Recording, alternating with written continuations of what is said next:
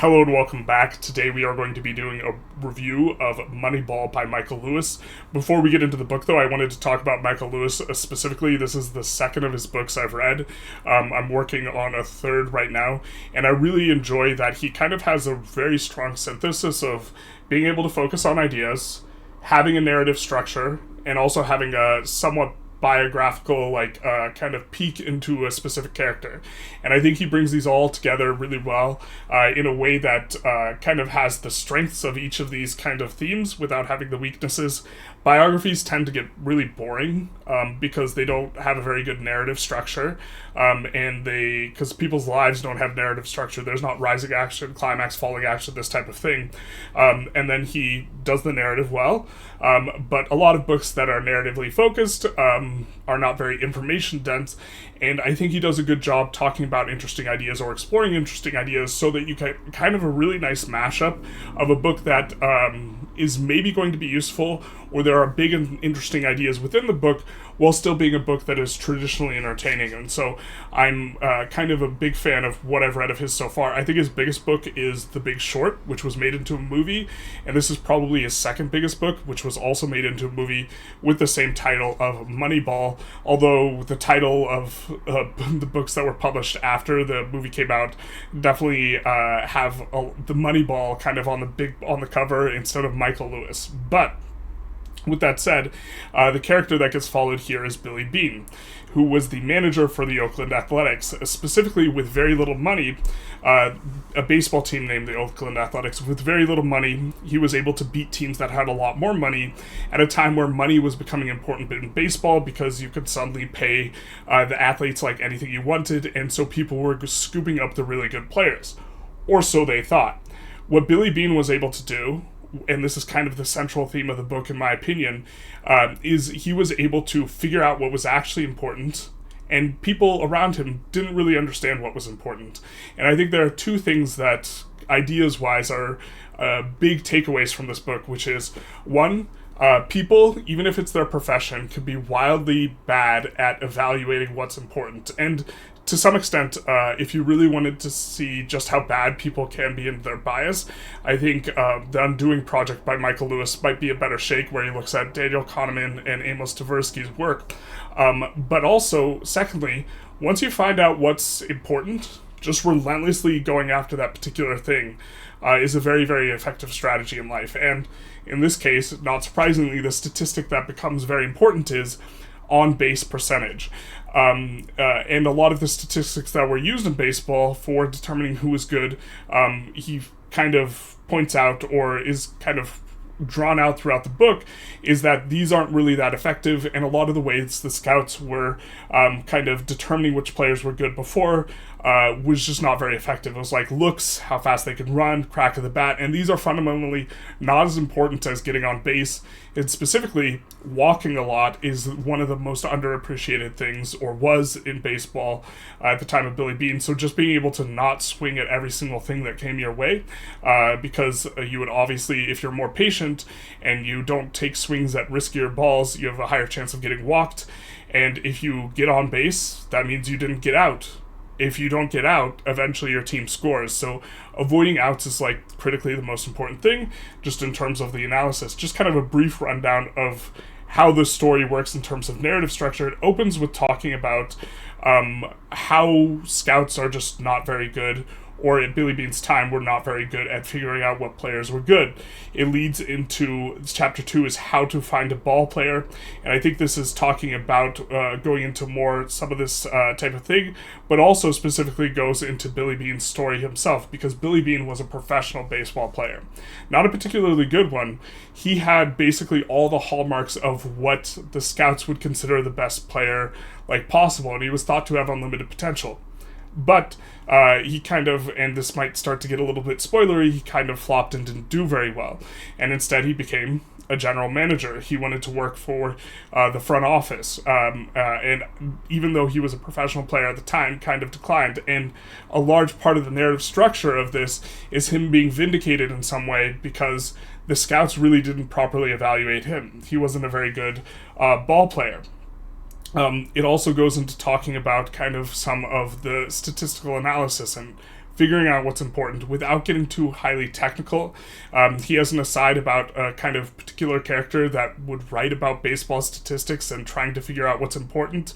And in particular, another person around Billy Beane is a kind of an important character who's a Harvard graduate who just does game theory analysis of, you can break baseball down into a bunch of different situations and look at it numerically. And so I think that the ability to kind of move away from that guy's really good looking, so we're going to draft him, or that guy's fat, so we're not going to draft him, which is how scouts thought in the past, to, kind of an analysis that's more like, oh, we actually don't evaluate an outfielder's ability to perform just based on, or what is it? An out isn't based on what a pitcher does. Once the pitcher pitches and the person connects with the baseball, now you have a new event.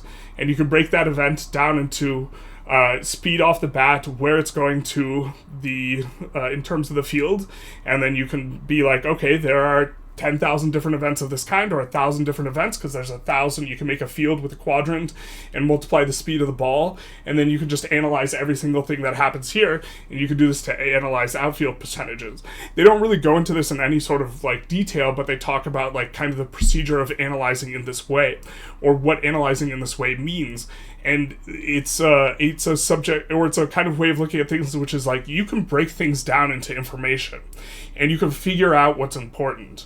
And I think that, like, as a central message, this is really what's important, is if you have any way of keeping numerical statistics on anything, you can find out what really strongly correlates with winning. And then you can see, is that right? Is that wrong? You kind of try and tease out what's important. And what they find out is important. The most important thing is just getting on base. It goes into specifically talking about losing very strong players and trying to replace them, but not replace them in terms of exactly what you had, but replacing them in the aggregate. And so you have like 3 strong players left the Oakland Athletics, and everyone thought that they were going to suck this one particular year, and now the narrative is following a particular year. And he talks about trying to replace them with a bunch of other people, but they're not trying to replace the actual people. They're trying to replace like the combined aggregate on base percentage. And he talks about, they follow this guy Hatterberg specifically a little bit, where they took this guy who was a catcher. He got injured so that he could basically no longer catch, and they thought his career was over, or his elbow was injured. So he could not catch and then field a ball really, really well. But he was really good at getting on base. So this guy who all the other teams thought was basically retired, the Oakland Athletics pick him up, and what does he do? He gets on base because he's just very patient, and he'll let pitchers throw more balls. In fact, another statistic that's useful, that's completely not intuitive, is just how many times you force a pitcher to throw a ball. If you don't swing at something very easily, then you're going to have, you're going to strike out eventually if they're throwing strikes, but you're going to lead to the pitcher throwing more balls overall. A pitcher actually just gets fatigued, and this is like a big deal. That's why there's multiple pitchers in baseball. And so how many pitches you can coax out of a pitcher on average is another example of a statistic that's useful. Whereas stealing bases is generally not useful because you have to have a really high success rate, because getting outs is really bad. Even if I think you need to be successful like 75% of the time for stealing bases to start to look good. And if you just say, oh, I steal them over half the time and that's good, that's not really how it works. And then they talk about another guy, another baseball player at some depth who, and these are like semi-biographical, kind of talking through their lives. So it's entertaining from that perspective. You get like the narrative structure in this type of thing, where this pitcher had a really funny looking pitch because he would basically sidearm like the pitch, like basically at the ground. And it was funny because this is one of the reasons why the scouts and stuff didn't like him. But this also made it actually very hard to hit his pitches, because if you are pitching overhand, you're actually you're further away from the mitt, the catcher's mitt, than if you are at the same level as the catcher's mitt. So even if you throw a slower ball, which this is what the scouts would care about, how fast can you throw the ball? Even if you threw it slower, it has less distance to travel. That means you can throw like an 85 mile an hour pitch, and it takes the same amount of time to reach the catcher's mitt as a 94 mile an hour pitch, because it has less distance to travel. And this guy had a funky ass pitch because like his dad he had like a spinal injury or something, and so when his dad played catch with him, he had to underhand it because he couldn't overhand a throw, and he like learned from his dad, so he learned like a weird way of throwing that led him to look not that good to the scouts. But he was one of the best pitchers in his entirety. Not because he couldn't throw, but the thing that everyone was looking on is, can you throw the ball fast? The important statistic, though, was actually when they hit the ball, do they get home runs, or how often do they get home runs? And when you have a ball that's coming from low to high, right? It's actually, most of the time, you don't hit fly balls off of that type of thing. You hit grounders, so you hit it down towards the ground. Well, it's really hard to hit a home run on a grounder, so you're hitting singles and doubles. And so even if he allows a certain amount of hits that are the same as someone else, he's not allowing like the bigger hits. And it's like these types of stats that were masquerading just how valuable or strong these players were, in addition to it just being hard to bat against them. And this kind of narrative is building to like a bit of a climax, which I guess I won't spoil, but the climax that it's kind of coming towards is the Oakland Athletics are playing, and with all these replacement guys, and they're playing for the record.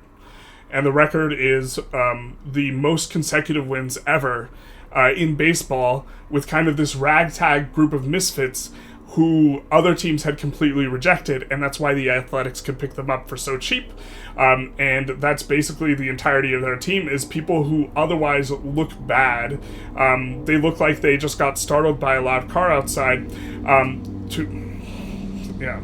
Actually, that sounds a little bit more like a motorcycle. But it's just a ragtag group, and they all, not all have stories. They only kind of cover 2 or 3 of the stories, but they are able to perform better in areas that it actually matters and be dramatically misevaluated. So, with that said, on to the ratings. For utility, I gave it a 4. It's not the most high velocity for getting this kind of important story, but I do think that if you've never thought about looking at stuff from a numerical kind of perspective, or this type of thing, this kind of teases out a way of being able to approach a problem through numbers that is incredibly effective. And also, when you decide or figure out something is extremely effective, if you just really, really go after it, that's very strong. But also just how easily it is for experts to be wrong about something, especially long-term. The book doesn't really discuss this too much, but specifically long-term evaluation or prediction is something that is almost impossible for experts to actually be good at. And is this player going to be good at baseball is difficult to say. And so you can find tools for trying to figure out what's important or what's actually good, and not get suckered into being baited by how fast can he pitch the ball, or how fast does he run, when these aren't really actually fundamentally important things. They are just kind of distractions, but these are the statistics that the early scouts had and used, and made Billy Beane look like a phenom player, even though he wasn't ever destined to really be a good player.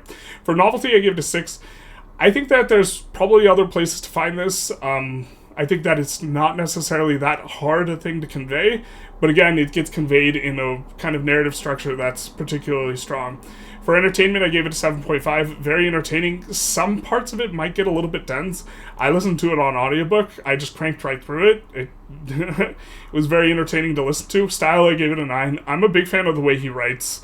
I think that he makes things that are perhaps complicated a lot simpler and easy to understand, or in terms of the writing, he takes something that is complicated and he fights out what's important about that thing, and he conveys it in writing really well without getting kind of trapped in the morass of technicality. In essence, that's his getting on base, is the essential elements that are important for understanding why this is interesting, he can get across very well.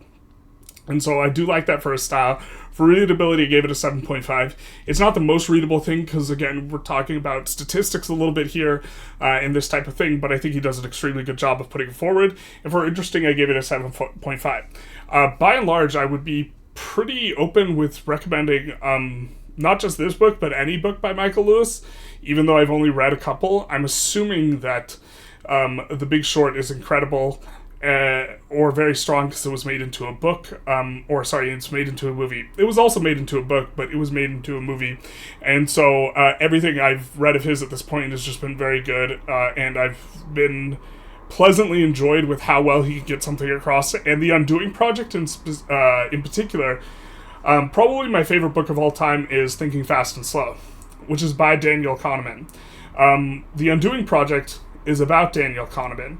And so when someone asks for a book recommendation, I often kind of throw The Undoing Project people's way if I don't think something that is a little bit more heady and analysis heavy, like Thinking Fast and Slow, will be their speed. I'll instead recommend The Undoing Project, which has a lot of the same ideas, but is in a much more narrative structure, much more entertaining format. And so I really just would generally recommend, in terms of someone who wants a story that's going to make you think, Michael Lewis in general, and also The Big Short. But anyways, I hope you guys enjoyed. If you did, feel free to like, comment, subscribe, do the YouTube algorithm thing, also, etc. And other than that, have a good one. Bye-bye now.